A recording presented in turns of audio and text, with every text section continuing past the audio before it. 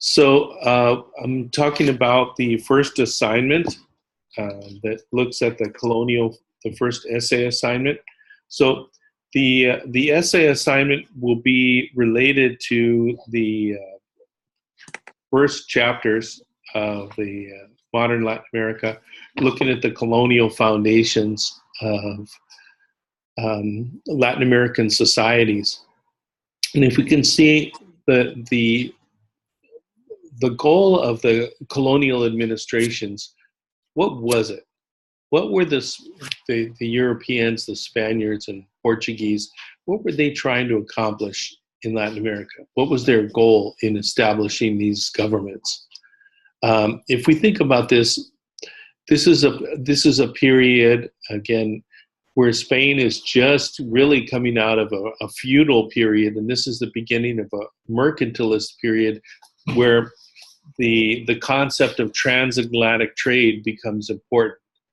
And what they want to create is a colonial administration that's going to support the exploitation of these lands. Again, the Spaniards first come in to the Americas looking to find gold and riches. Again, gold that's already mined, riches that they can just put on a boat and carry away. But quickly they realize that once they've taken these things away, that it requires a lot of work to establish them. To get more gold means to mine the gold, to build mines and an administration that's going to have roads to get from the mine to the port, food to support the workers, all these kinds of things that are very complicated. They need a military apparatus, a political apparatus, an economic apparatus, taxation formats, ways to ensure loyalty to the crown. And we can see some of the administrative policies that they put in place to do this have huge lasting impacts.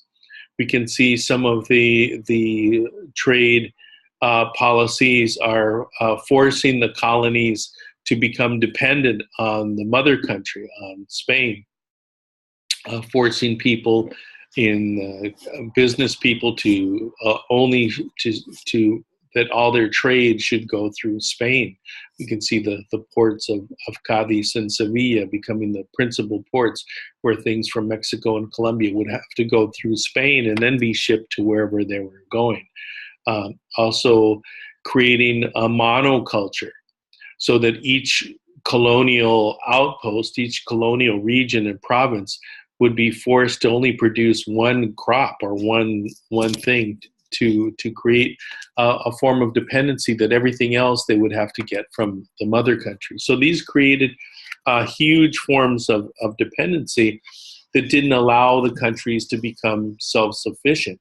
And again, the path that they followed was to create a source of raw materials for the mother country, for Spanish industry. And these are things that had a huge impact. So one of the things is, how did the Spanish colonial administrators, how did they decide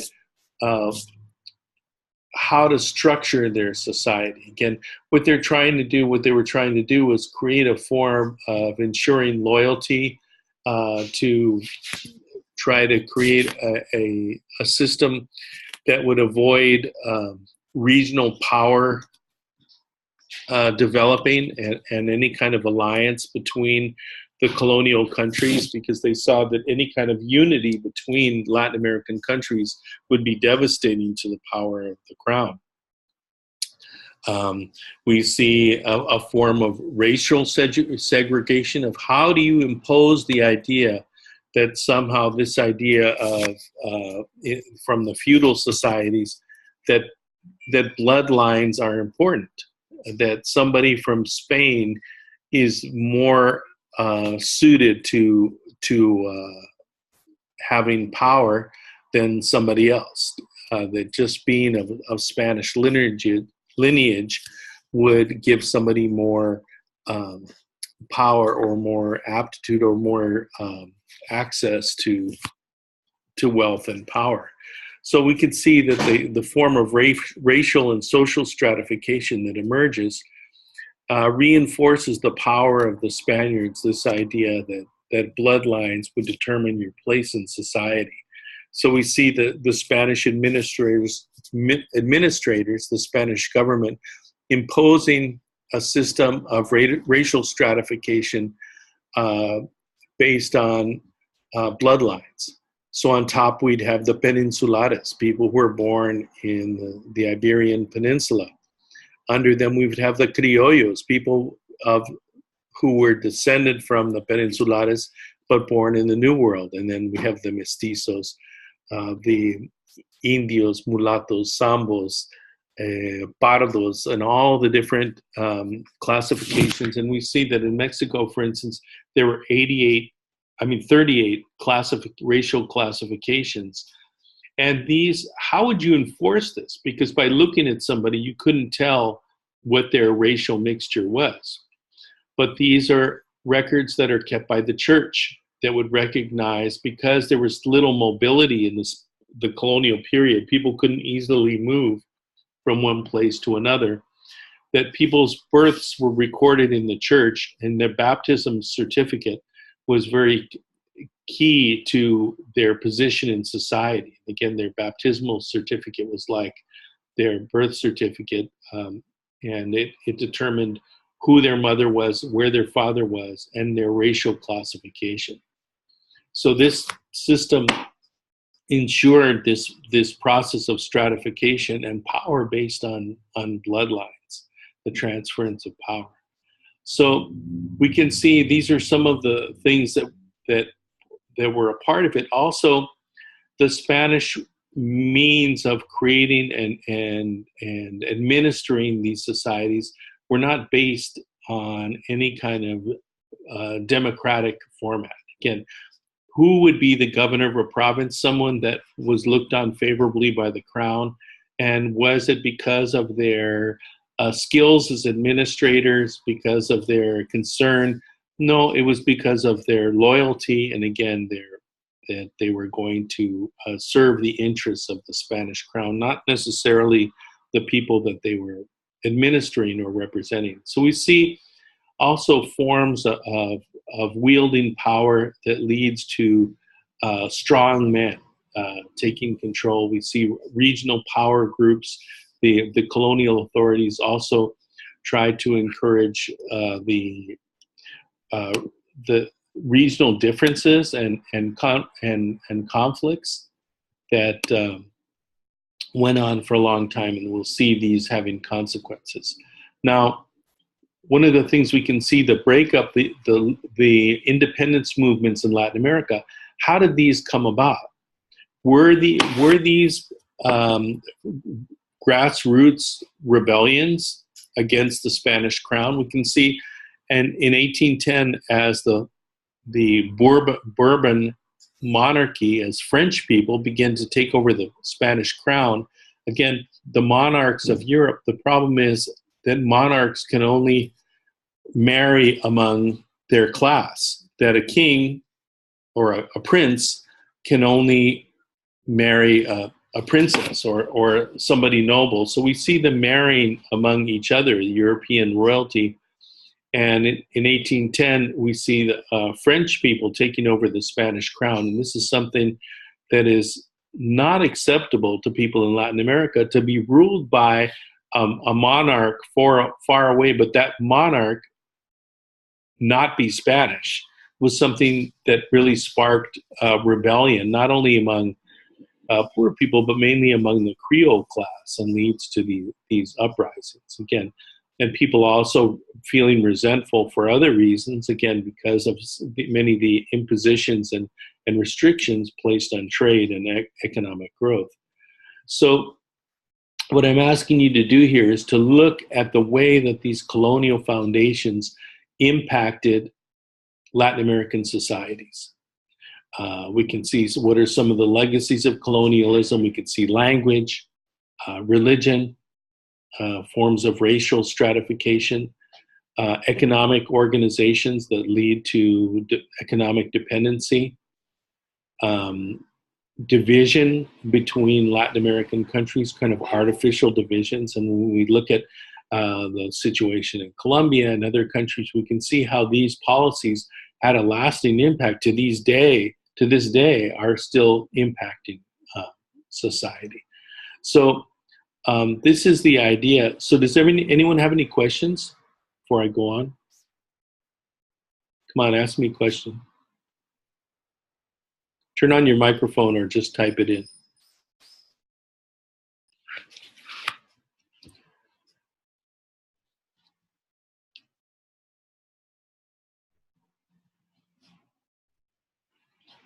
In the event the Spanish recognized bloodlines and could not find an appropriate spouse, are they still recognized or are they considered diluted?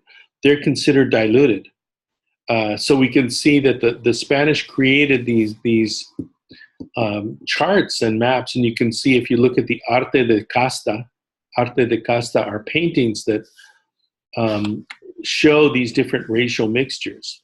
So again, the possibilities in society, for instance, certain posts could only be held by peninsulares or by criollos. And then underneath this, we had mestizos, who were a mixture of European and indigenous. And then you have sambos, lobos, castizos, and all these different mixtures of indigenous with mestizo, mestizo with mulatto, black with indigenous. All these different mixtures were clearly delineated, and this created divisions within society, and again restricted the possibilities. So someone who was born into a certain caste, there was no way to get out of that. There was no way to move up.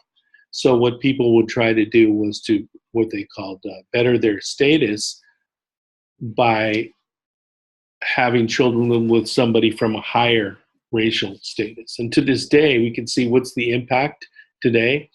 We'll look at Watch Univision. Who's on there? Do you see what are the features that you see in the newscasters? Again, what are the aesthetics that have emerged? So is this clear? So I just want to be clear about what I'm asking in the assignment, and where the answers are in the Modern Latin America book. It's pretty clear. And you can also look at some of the additional readings. Any other questions, comments?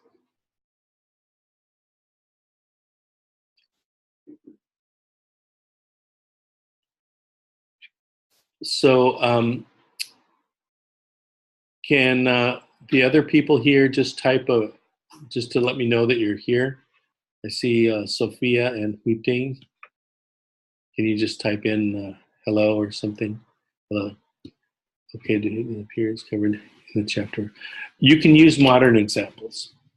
But again, this is a history class. It would be better to use historical examples, ones that are in the reading, but you could also link this to modern examples, and they're pretty easy to find.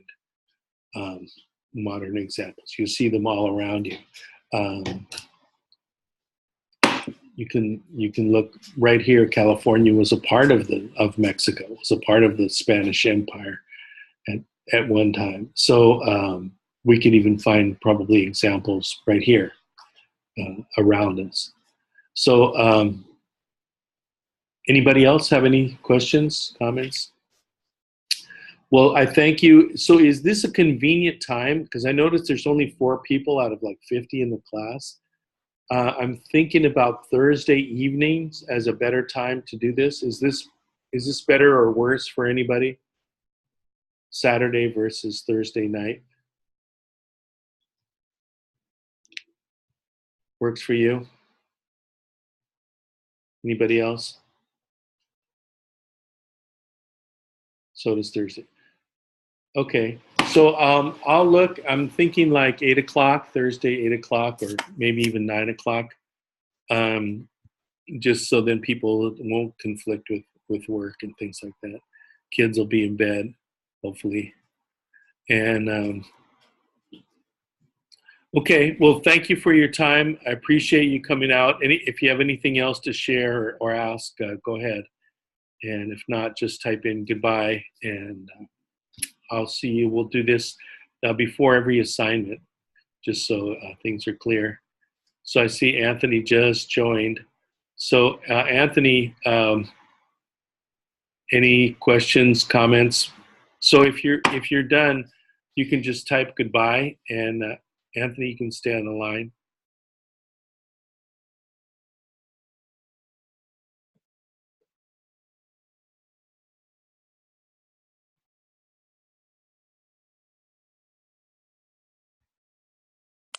So Anthony, you can turn on your mic.